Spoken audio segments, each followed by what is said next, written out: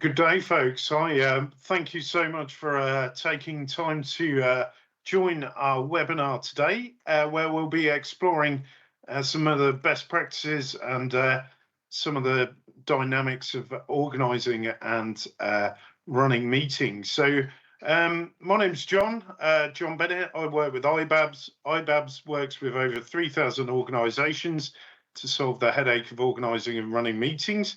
And I'm honoured to be joined today by Lucy Brazier, OBE, author of The Modern Day Assistant. The great news on that is it's just won the Career Book of the Year Awards at the International Book Awards. So congratulations, Lucy, on that.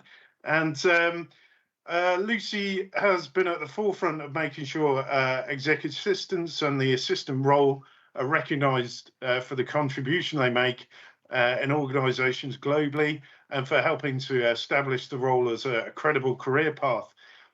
Lucy is also CEO of Marching Publishing, whose executive sport magazine sets the gold standard for training in print for administrative professionals. Lucy, we're delighted you can make the time for us today. Thank you so much for joining us. Jonathan, thank you so much for inviting me. Brilliant. So we'll just explain a little bit first about the housekeeping for the meeting. So if we just jump on to the next slide here, folks. So as we go today, we have a live chat in operation, which you should be able to see on your screen. Please do feel free to ask your questions as we go. We've got a 20-minute Q&A session at the end, where we'll be delighted to put your questions forward to Lucy, and we'll have a replay of the session today. So if you need to jump out and catch up, you can do that. And we will also have a little poll towards the end of the session where you can give us your thoughts, and hopefully we can capture some of your thoughts around the session. So that's a little bit on the housekeeping. If we jump through to the next slide now. So the session for today is we'll have a look at first at how assistants can best proactively manage their execs' calendars, and how best to do that to get the most effect for the time spent in meetings.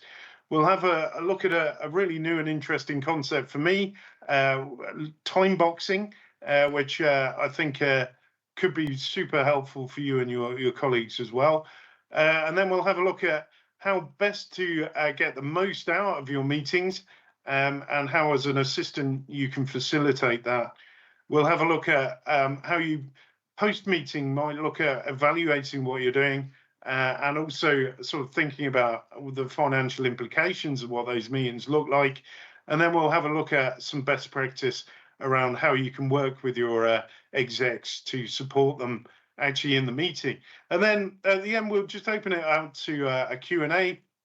So don't forget, folks, you can add your questions as we go. So in that case, I think we might as well get underway, as we're quite tight for time. So the first question then for you, Lucy, is what would you say is the primary role of an assistant in managing their exec's time? Thank you, Jonathan. Well, I think it's important to say, first of all, that according to Harvard Business Review, executives are spending approximately 23 hours every week in meetings, and half of that time is considered wasted. So when you understand that the assistant's role, the reason that an organisation employs an assistant is to make sure that every hour of their executive's time is best spent, you understand that an assistant is actually a gatekeeper of time. They're not a gatekeeper of people. So your job is really to make sure that any meeting they attend is necessary and productive. And of course, all that time that is saved is an hour of your executive's time, an hour of your executive's salary that drops to the bottom line. So before we do anything at all with meetings, it's really important to be looking at whether we understand its purpose and whether the executive really needs to be there at all. I know for you and I, Jonathan, there are definitely meetings that we have attended where you sit there thinking, I have no clue why I'm in this meeting, no clue why I'm in this meeting at all. So really important for the assistants, I think, also to be growing their knowledge so that they really understand which meetings are a priority or not, what are the critical things for the organisation.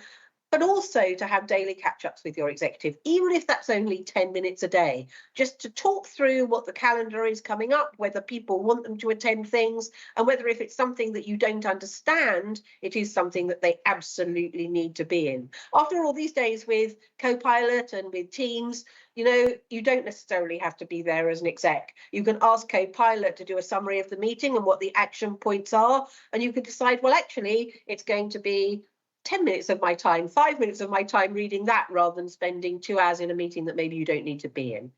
Yeah. Are there any other sort of signs, I guess, or any obvious things you can look out for to say this meeting might be a bit of a time stealer or something that's not so I think it's the reoccurring meetings for me that are real friend or foe. You don't necessarily have to be in a meeting just because you've been invited to it. If you feel that your executive isn't there specifically because they have a contribution to make, and by a contribution, I don't mean just listening. I mean something that they're actually going to be involved in terms of decision making or action points afterwards or the discussion, then they really shouldn't be there. It should be an email. So, yeah, sort of clear agenda can be a really important thing around that you understand, what the purpose of your exec being in that meeting is really. Oh, very, very definitely. And we're going to come on to meeting management in a little while and talk about the kind of prep that you should do and what the things are in terms of meeting rules are so that they're able to decide very clearly whether it's something they should be attending or not. Almost a tick box system, I think. Okay. Well, in that case, let's jump into the next question so if we can move to the next slide, folks, and have a look at the next question, which is in terms of who has access to your exec's calendar, maybe you can explain a little bit about the importance of keeping that under a tight grip, Lucy. Well, totally. I mean, as I've just said, the assistant is employed by the organisation, not by the executive. I think that's really important. And they're employed by the executive to give the executive back time and to manage that time most effectively. So how the heck is an assistant meant to do that if everybody has access to the calendar? So to me, if the assistant is the only one with access to the calendar, it will directly impact the productivity and the focus of the managers. So what should happen is that if somebody writes to say, I want a meeting, I will write back and I will say, how lovely, because that's on brand, right? I would love to have a meeting with you, but I must check in with Jermaine. I'm going to copy her into this email because if I start playing with my calendar, she will kill me. And that is true. If I play with my calendar, she will kill me because she has so many things penciled in there, it's not even funny. So underneath then the signature, when nobody is going to look, there is a number between 1 and 5. And if it's a 1, you'll probably get a meeting with me today or tomorrow. If it's a 5, it will be a cold day in hell before you get a meeting with me. So what that means is that if you combine that with a structure which says you're going to put the time you want the meeting to be in there too, so maybe 10 or 20 or 30 or 45 or 1 or 1:30, it means you never have to do those discussions ever again about how important is this meeting, how long do you want it to be, how quickly do you want me to organise it? You immediately know as an assistant. So it's saving time on 2 accounts. Firstly, the assistant's organising it. You don't have to do it yourself as a manager. But secondly, it means that you're never having to do those discussions. And if you think about it, the collective salary cost of holding meetings is absolutely massive. So what you're not wanting to do is to have meetings where hundreds of people are attending all the time. Within your own company, you want to make sure that the only people who are there in those meetings are people who really need to be there. Think about the hourly cost of your manager. Should they be there? Should you be spending that money? Quite often meetings are 8 to 10 people. Take their collective salary cost. That's absolutely massive, huh? Yeah, boggling. Sometimes if you sit down and think about the costs involved in it. It's yeah, sobering stuff. Yeah, definitely. So that's really really interesting way of managing it. I like the idea that you can sort of have a shorthand for the amount of time people get and what priority that meeting should be given. So cool. So maybe if we jump into the next slide then, folks, and have a look at how color coding and time audits can help you get the most out of your meetings as well, Lucy. So this is something you've mentioned to me before. Maybe if you could explain for the people on the call.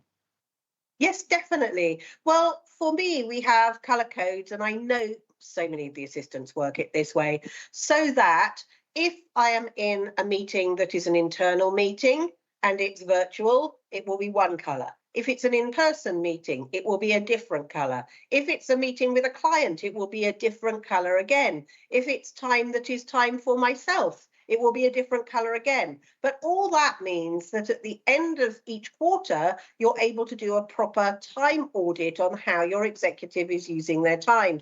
And I will send a link that I'm really happy for you to share afterwards on how to do a time audit.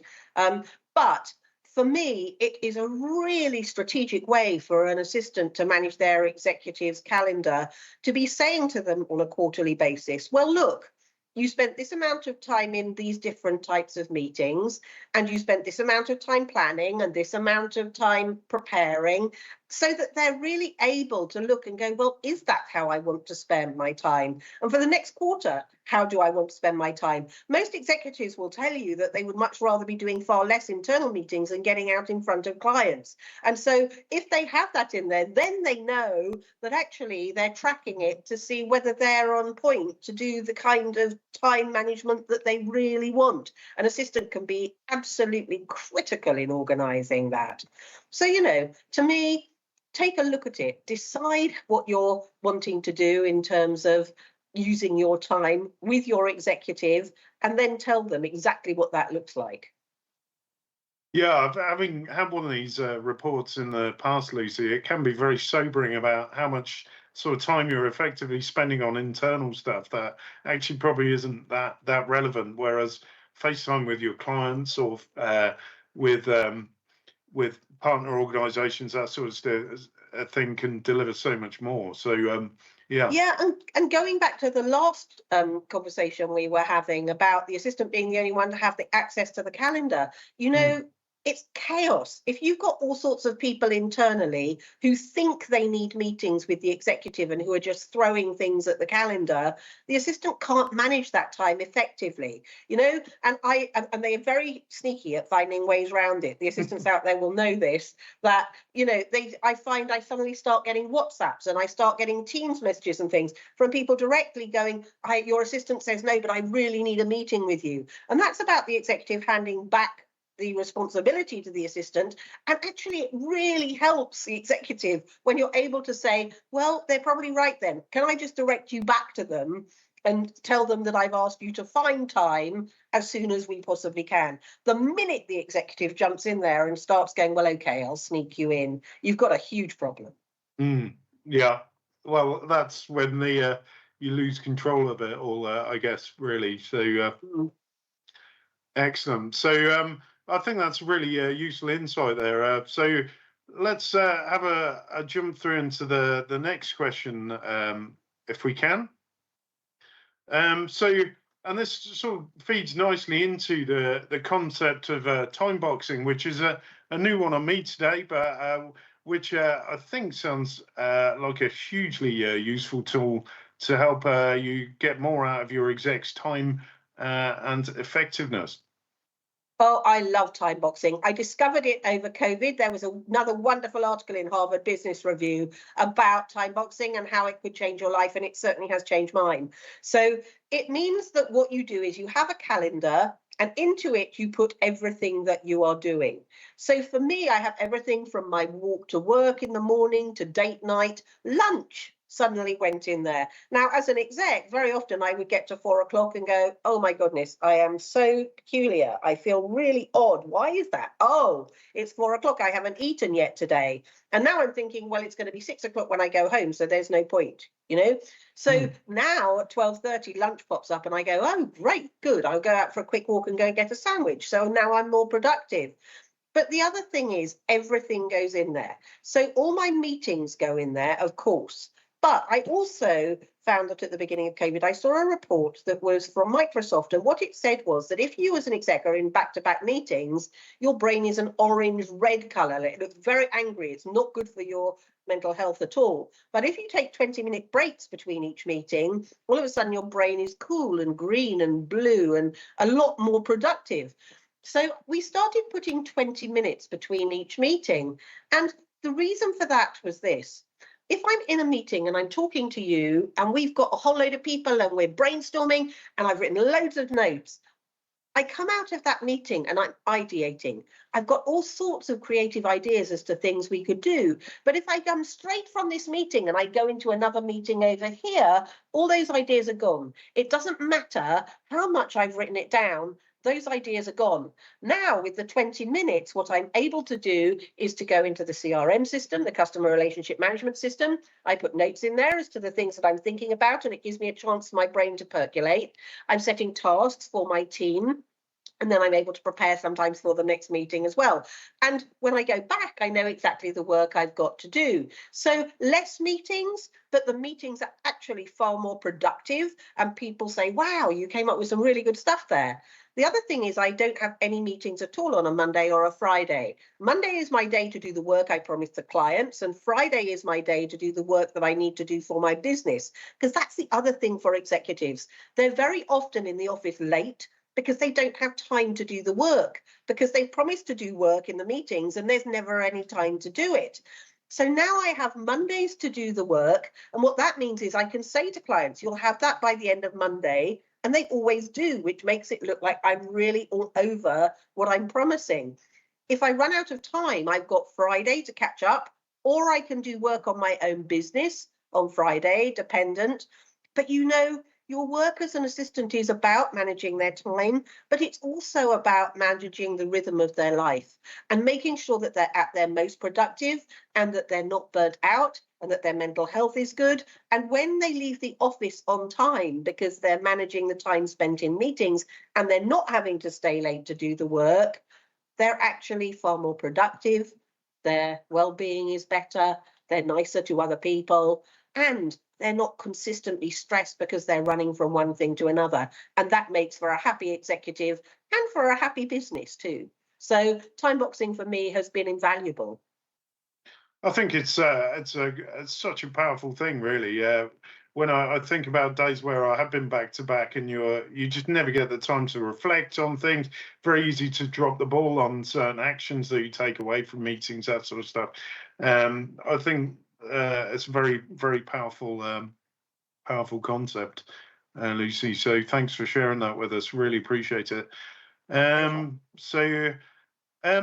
So in terms of meeting preparation, then I guess, Lucy, are there any golden rules to that that an assistant can take in and sort of use to make sure that the meeting runs as smoothly as possible for an exec?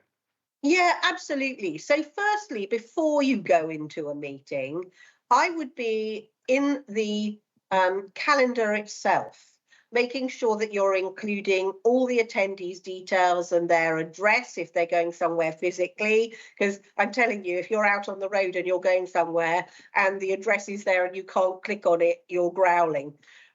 Make sure you've got the agenda in there, make sure there's any documentation, and usually a link to the notes in the CRM system as well, so that if they're out on the road, they can do that. Secondly, what I would say is make sure you're scheduling it correctly for time zones so that everybody's clear, especially if that's for virtual meetings. And then you want to schedule only if there is a clear agenda and prepared participants. You want to make sure that everybody has read any of the paperwork. So you're providing that in clear time before the actual meeting takes place. And in fact, talking about time boxing, my calendar is full of times where I have preparation time for things. So for example, for this meeting, there was preparation time to prepare answers for questions and things. So I often end up being like one of those wind-up penguins, you know, they point me in the right direction and they say go, and I just follow my calendar and then I know exactly what I'm doing. So to me, if you are there preparing, make sure that you've got the agenda in advance so that everybody knows exactly what the meeting is going to be about and how much time you're intending to spend on each particular subject.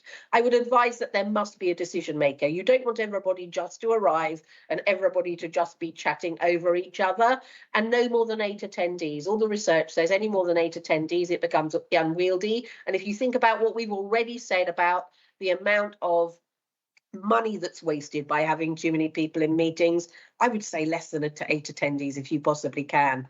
Only attend, therefore, if it's absolutely necessary. Use Copilot to summarize if you can, if they're not actively participating, and start on time. How often do you go to meetings where you spend the first 10 minutes going, oh, and how are your kids? And what happened to you at the weekend?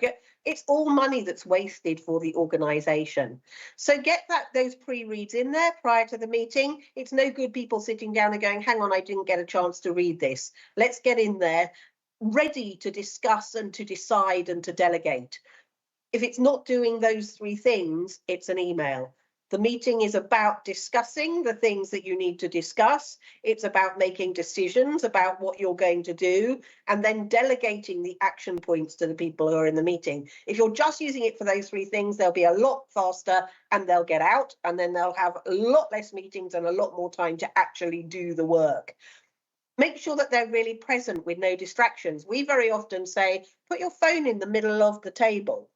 If the phone is in the middle of the table, you can make it fun. You can say the first person to pick their phone up out of the middle buys the first round of drinks on Friday. I don't know. It's just, you know, it's an addiction, isn't it? And I think the little light comes up saying you've got something and you immediately want to go and look at it. But make sure you've got the action items and next steps really clearly done. Make sure people are really clear what the responsibilities are after that meeting and that the timeline is finished. And you know when things are due by. I'll talk more about that in a minute when we talk about leadership meetings. Yeah, there's 2 good rules of thumb on there I've picked up over the years, Lucy. The first of which is no agenda, no attender, I think is a good rule of thumb.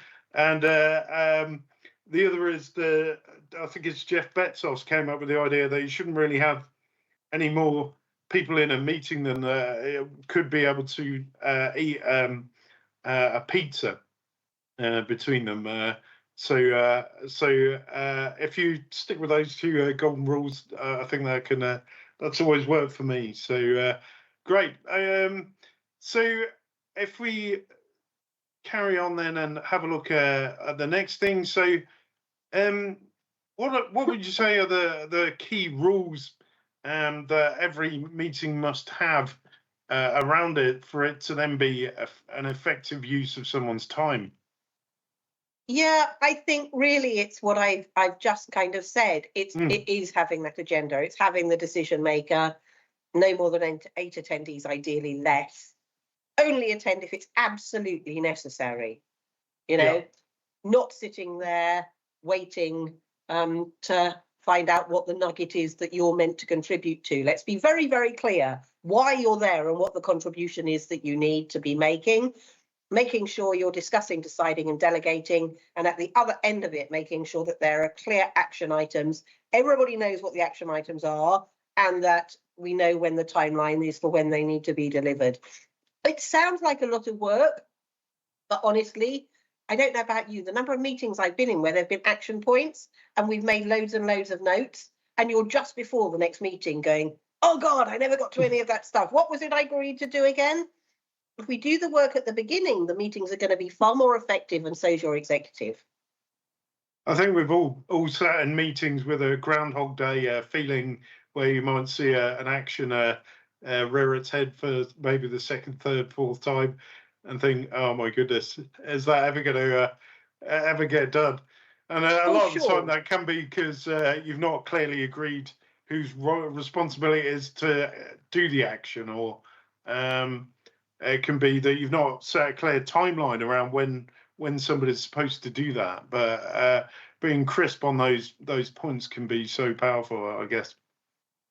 And the assistant has a role to play in that as well, because if the assistant hears somebody agreeing to do something and there's an action point and it's going to affect your executive, make sure you're following up after that meeting to make sure that that stuff is delivered in a timely fashion. If you've got the timeline in there and you're clear, and the assistant can hold them to account. If you're sitting there and you're taking the minutes, although I'll talk about that more in a minute too, I don't think necessarily that's necessary anymore. But if you see that there's an action point been given and you are not seeing a timeline, say, can I have a timeline on that, please? So that you're then able to make sure you're saying you're running late on that and chase people, because you forget. You're so busy as an exec, you forget all the time. It's why we have assistants, to keep us on track. Perfect. So if we jump across then and have a look at the next question, which is what criteria you can use then to evaluate how effective has that meeting that my exec's been to? Was it worth the time and effort? I love a point scoring system on this, you know. I would sit down and I would agree some of the stuff that we just talked about. What is the criteria for it being useful? And actually, it could just be as simple as saying, okay, here are the meetings you've got coming up this week. Can you score them between 1 and 5? And maybe if you've got reoccurring meetings, particularly in there, if you're consistently seeing those coming up as 2 or 3, then you want to have a conversation going, well, do you want me to keep doing these? Or do we need to reevaluate how that looks? And I think your executive thinking in those meetings, is this a good use of my time, starts to change things. Because quite often as executives, we're really frustrated. We've got so much work to do and we're sitting in a meeting tearing our hair out. But you think, well, you know, what am I going to do about it? But I think if you get into that partnership with your executive assistant, where you understand that they are there to manage your time, and then they are managing the calendar, if you are allowing them to do it, they will be able to sit there and go, you know what? He's got 20 minutes for this meeting. That's it. At the end of that 20 minutes, he's gone. Or she's gone. Yeah, well, it's very key to do that, isn't it? And part of that is that understanding for the exec around the fact that the assistant is there to help keep the time honest, I guess. Absolutely. Absolutely. And so many executives don't understand that. You know, I do a training. I go into companies all over the world and I talk to executives, and we start that off by saying, here's some post-it notes. I want you to put on the post-it notes what you think it is your assistant is there to do. And it is literally manage my emails, manage my calendar, do the bits and pieces, do the small stuff. You know, we then do an hour with them talking about how they're responsible for time and how that could work and the kind of things they can take responsibility for, and how these days they're moving far more into project management and into data analysis and into making sure that the executive has got briefing documents when they're going out to see clients, all that kind of stuff. And suddenly at the end, when we go to the exec's right, now on that wall, please put post-it notes as to what you think an assistant can do. And it's massive. It's so much different. And you know, 58% of assistants is the last stat I saw feeling underutilized. If that was any other role in an organization, HR would be tearing their hair out going, 58% of them are feeling underutilized. What can we get them to do? So they want the responsibility. They just don't know how to step up and get it. That's useful, really useful info. And as you say, nearly 2/3 of all assistants being underutilized. It's really just a massive waste of really, isn't it? So yeah. Yeah, and to be clear, I'm not talking about giving them more work. I'm talking about using them in more interesting ways. They're busy. They're just busy with work that could probably be done by AI these days.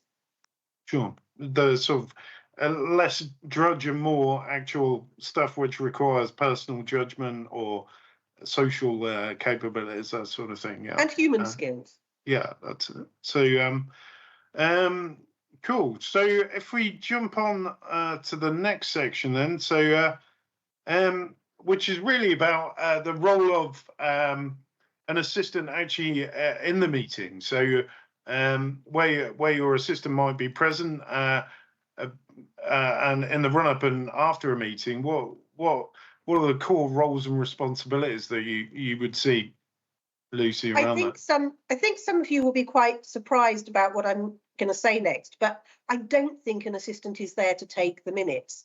I think there are so many note-taking and transcription apps and so on these days that can do that for you, and you're present in a meeting in an entirely different way if you're just present.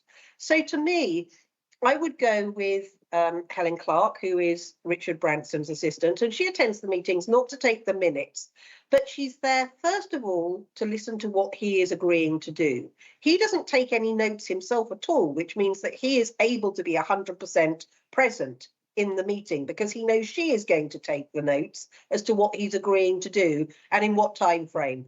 So she then calendars all that for him and he doesn't have to think about it again. It's time box for him. Then she's there to watch what other people agree to and to hold them to account and to keep them to time. So if it's something that's going to affect him, she's also chasing them to make sure they're delivering it in a timely fashion so that he can keep to time. But she's also there to watch body language. So she'll say to him, you know, I don't think that Fred quite got that. It's not as a spying thing, but it's you might want to follow up with him because I don't think he was on board or I don't think he was understanding what you were saying. But it's also about networking with the influencers of the company. So they are starting to understand the senior stakeholders and the senior stakeholders are starting to understand how competent she is. It's about understanding the business and what's happening. What is the rhythm of the business? What's coming down the track? You're getting insights. You're starting to anticipate workloads. You can see what's coming around corners. And that for most assistants is key. You know, they don't get information about the business. And these days, they need to understand the business. And there's a great deal of difference between knowing and understanding. A lot of assistants know a lot about their organizations, but they don't really understand it. And when they do understand it, they are so much better at the prioritization piece, which is core to their role. So sitting in those meetings means they learn what's coming up. They can see if there are going to be bottlenecks. They learn how to speak the language of business, because that's the other thing. A lot of them know exactly what they want to say. They're just not sure of the business language that they need to use. And so they don't speak up because they're scared they're going to look stupid. And the other thing is it's acronyms. It's learning what those dreaded acronyms mean. You know, I sit in meetings sometimes, I hear all these acronyms, I'm thinking, good grief. And I suggest to them that they're taking notes on what it is that the acronyms mean, because later on down the track, it's going to mean that they can be involved in those business conversations in a way. When we started the magazine, somebody said to me quite early on, what is it you're trying to achieve? I said, well, you know, if an assistant's sitting in a leadership meeting and they're having a discussion and they put up their hand and they say, I have an opinion on that because they've read something, then I will have done my job properly. So I think, you know, there are a variety of things within that meeting that an assistant can be doing, but most of it is about watching what it is their executive is agreeing to so that they can be more effective, and watching at where things are going to happen down the track where maybe they can add value or anticipate bottlenecks before it becomes a problem. It's really interesting as well what you've said about having a sort of just another set of eyes on what people are, how people are responding in the meeting, so you can pick up on the fact that something might not have landed with a particular exec or whatever. That to me is just having that second pair of eyes in the meeting can be so powerful as well, really, I guess. So yeah. It's all about having a proactive mindset, really. I think if you're managing the calendar to make sure that there is really, the time is being utilized in the best way possible, and that then the meetings that they are in are making the most of that time when they're actually there, and then making sure that the follow-up is right so that the executive is using their time properly after the meetings because they've got the appropriate summaries and the actions that they've got are diarized, calendarized, so that they don't have to think about it. They just have to go and do the thing. That's the point, isn't it? If I can do something and you can do something and I am the assistant, it should be the assistant that's doing it, not the executive, because the executive is being paid their very expensive salary to do the things that only they can do. So all the stuff that the assistant is able to take away and go and make sure happens in the most effective way. And at the end of the day, managing time is their absolute core skill. You are going to, if you use them properly, totally change the trajectory of your career as an executive. I think assistants that don't think they're powerful are so mistaken. I always say that an assistant has the power to take a mediocre manager and make them exceptional. They also have the power, by the way, if they are fed up, to take an exceptional executive and make them look mediocre. So be careful. Don't upset them. Very true indeed, Lucy. So excellent. So I think if we jump then across to the next one, which might well be getting on. Yeah, so as our poll around, so in terms of the audience today, we've just got a little poll here that we were hoping to canvass your views upon. And that was really, what aspects of your professional development as an assistant are you looking to focus on over the next sort of 12 months? So there are four options there, as you'll see: leadership skills, technical skills, communication skills, and project management skills. On your screens in a minute, you should see a little button come up and allow you to sort of cast your opinion on the matter. And in the meantime, Lucy and I are going to chat around the next section after that, which is then going to be the Q&As. And the good news on that front is, Lucy, we have got quite a few questions which have dropped in. So we're not going to be sat here looking at one another. It's so interesting, that last slide, looking at the things that you're asking them they need help in, because I think the technical skills part, you know, if you ask executives what they're looking for when it comes to assistants, the kind of things that they are talking about, if you were to list them, would be exactly the same kind of skills that you would expect an executive to have. It is leadership skills, it is communication skills, it is understanding the organization, it is having respect, it is having autonomy to make decisions themselves. In fact, if you took the kind of headline off the top of those results, you would think they were talking about themselves. And so technology is never something executives mention, but it's always something HR tell us the assistants need training in. Normally because it's never occurred to them that they might need leadership or communication or collaboration skills. So on the project management piece is so interesting too, but of course, project management is all about people and it's about detail, and that's what assistants are so amazing at. It's their core skill set. So put those two things together, it's no wonder really that assistants are getting more and more project management. And most HR say to me, assistants, leadership? And I say, do you not think they lead up? If they're an amazing assistant, they are leading up. They are making sure their executive's life is absolutely managed within an inch of its life, so that they are just going and doing the thing and they don't have to think about it. So yes, absolutely leadership skills. You need to be able to work out with your executive how to manage their life in that way. It's so very true, isn't it? It really is. So okie doke, I think we should have the results of the poll incoming. So interestingly then, having said that, nearly a third, 28% of our audience today are looking at honing those leadership skills.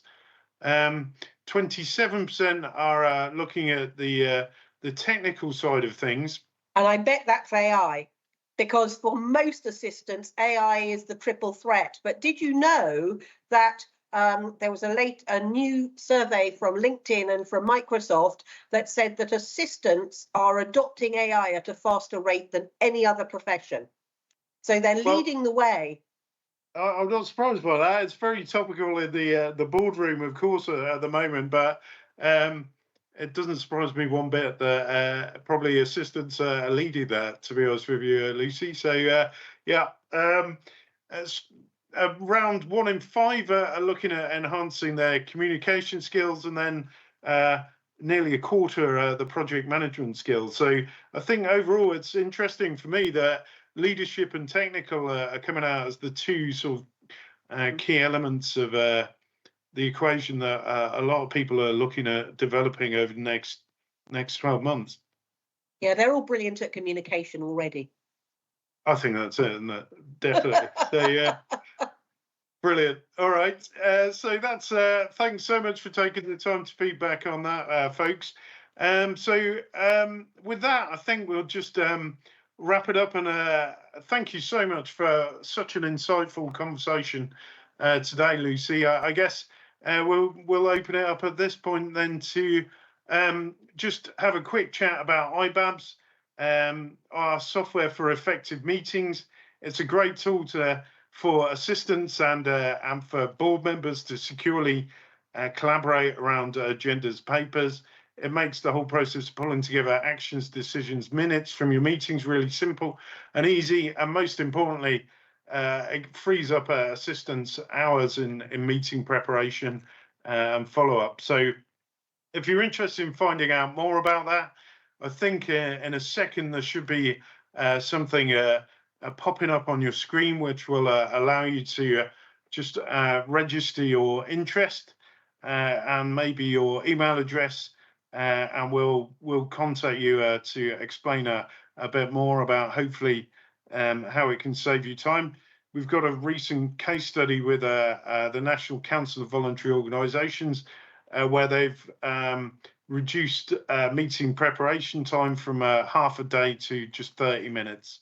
So if you'd be interested in finding out a bit more about how that could work, then just drop your details. And then at this point, I think we'll then open it up to our Q&As. So the first question that's dropped in, Lucy, is could you provide an example of time boxing? So I can use your example in my position. Yes, absolutely. So just as an example today, I have my walk to work in there. We have our team meeting. I had about 10 minutes in there to look at what the agenda was for the team meeting before that. So I was able to see if there was anything I needed to look up. I then had some time in my calendar to relook at the questions for today to make sure that they were fresh in my mind. I had time put in there to write a piece of marketing, which was our newsletter. I had time put in there to write to all the people who attended our event last week to say, well, the replays are now available. Then I had preparation time with you because we did an hour before this to talk about that. Then we had this actual event. After this event, I have time to sit down and work out. Oh, lunch was in there too. Lunch was in there just before I came to you. After this, I know that I've got prep time for something that I'm doing tomorrow.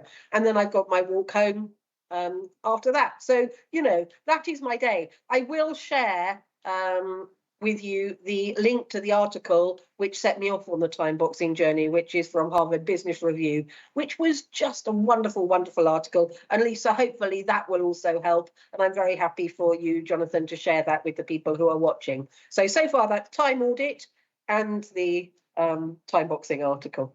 Yeah, and a little play as somebody who's not always had control over my calendar in the past is that travel time you build into things between meetings can be so important.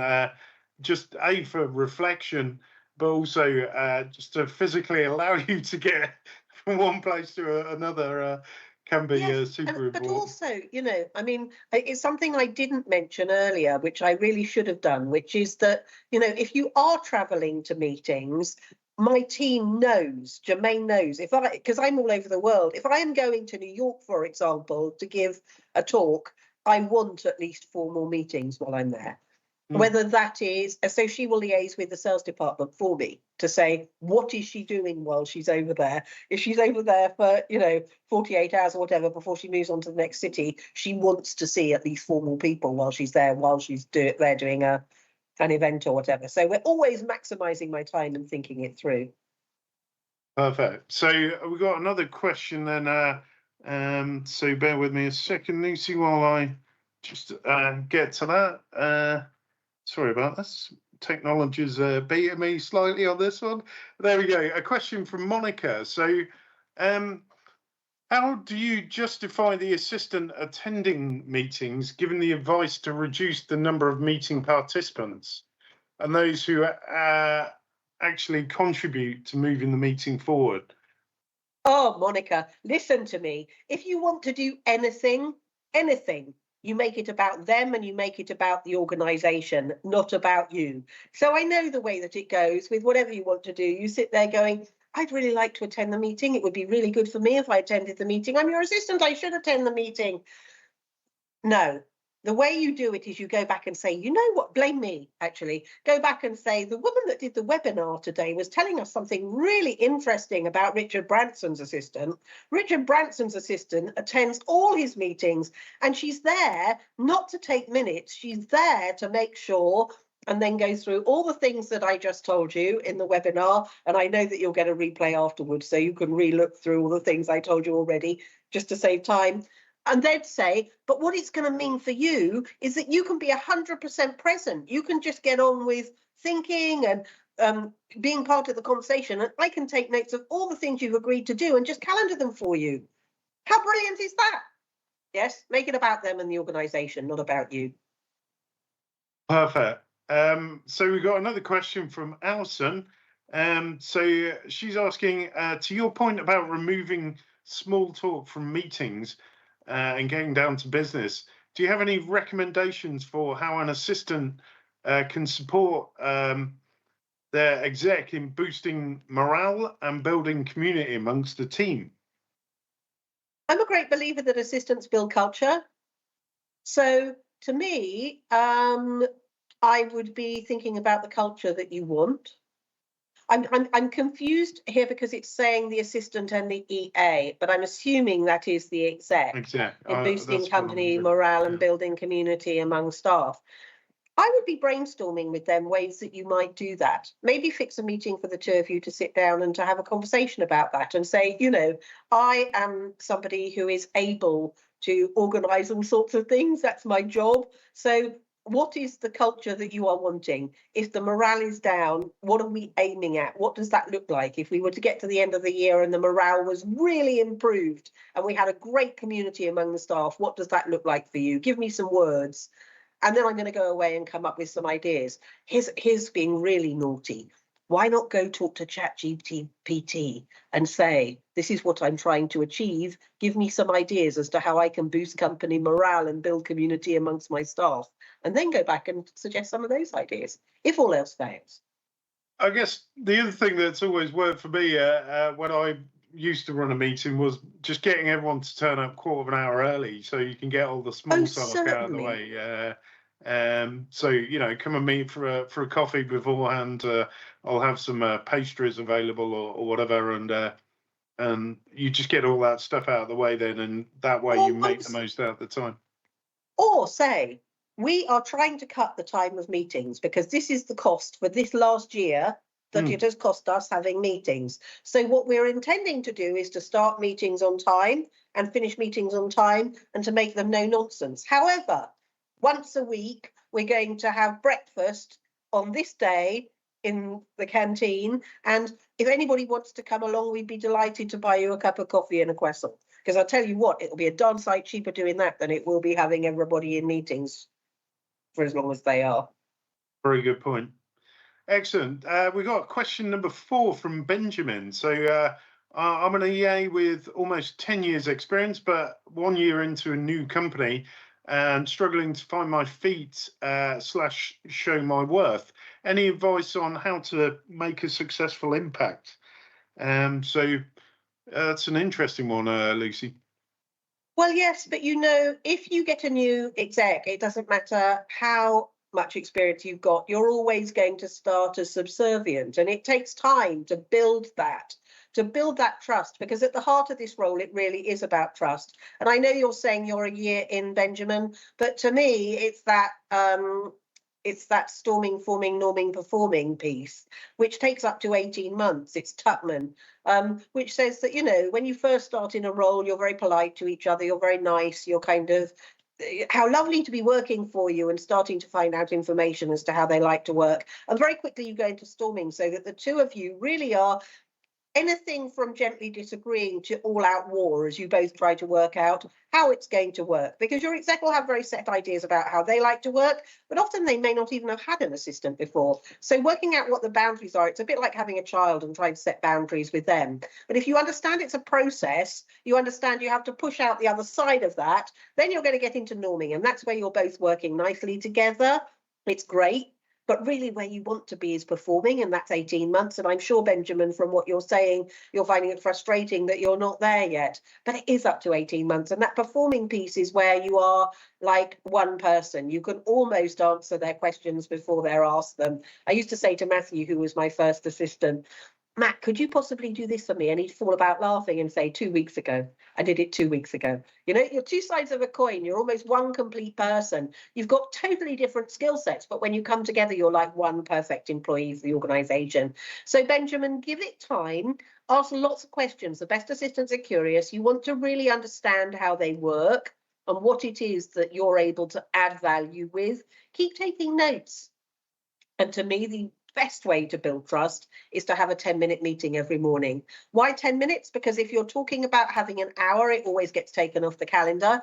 If it's 10 minutes, nobody wants 10 minutes, and you can literally touch base and do bullet points. You know, what email did I get yesterday that I didn't understand? Who wants me to travel? Who wants me to go into meetings? Is there stuff that I need to know about in the department? What are things that are bones of contention that maybe you need to know about? What are status updates on things we talked about yesterday? And if it's 10 minutes every day, you really start to work out how they like to work very, very quickly. And it means that very fast you're able to get up to speed with being that trusted advisor role that you want to be in the strategic business partner.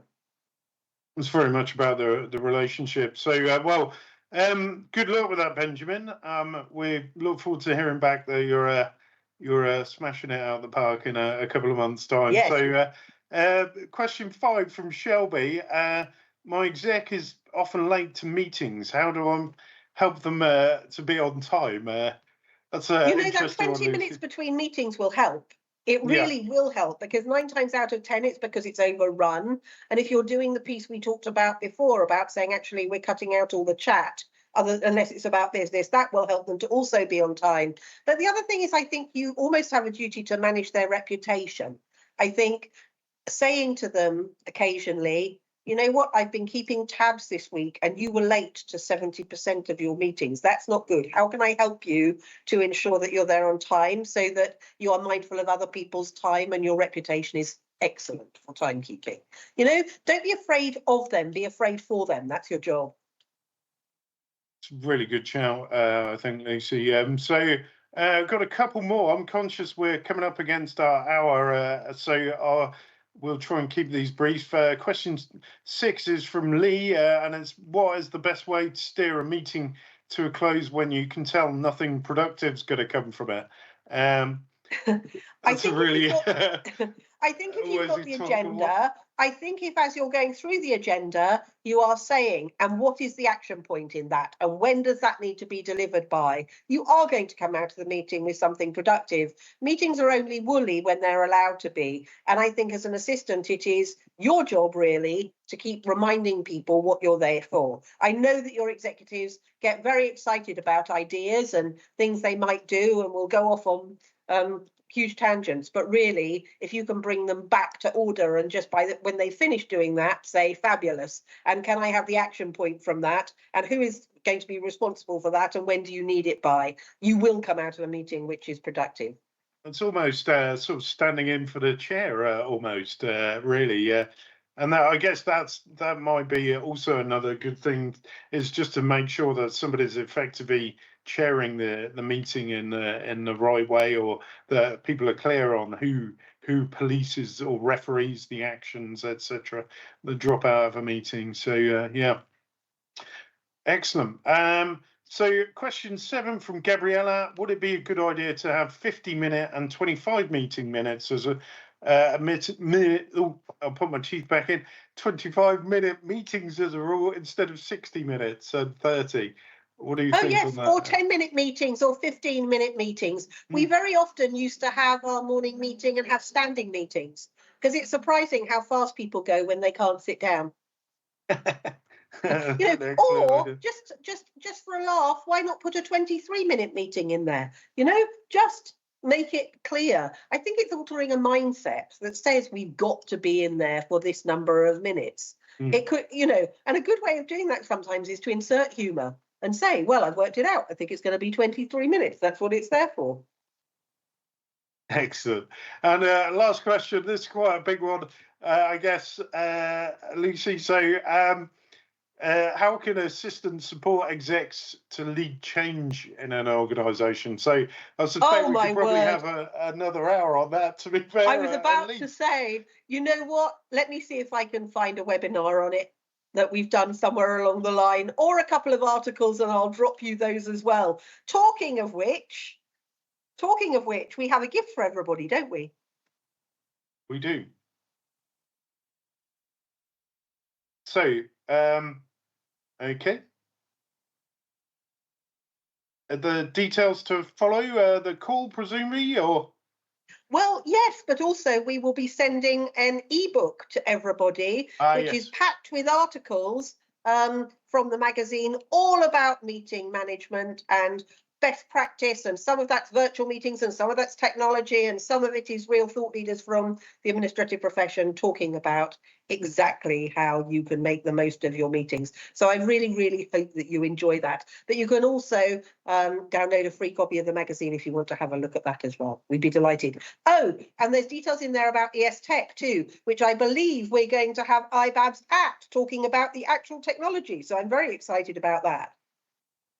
Very much look forward to that, Lucy. I think we're slightly just a minute over there. But I guess we'll wrap it up at that. So thank you so much for your time today. Thank you, everybody in the audience, for taking the time to listen, and hopefully you found some of that at least useful and insightful. I'm off to go and time box my calendar just straight away after the call, to be fair. So I've certainly found it interesting, and I hope our audience have too. So thank you so much all, and look out for the ebook, which will follow. And thank you so much for making the time today, folks. Thank you, everybody. We'll say cheerio at that. Thank you, Jonathan.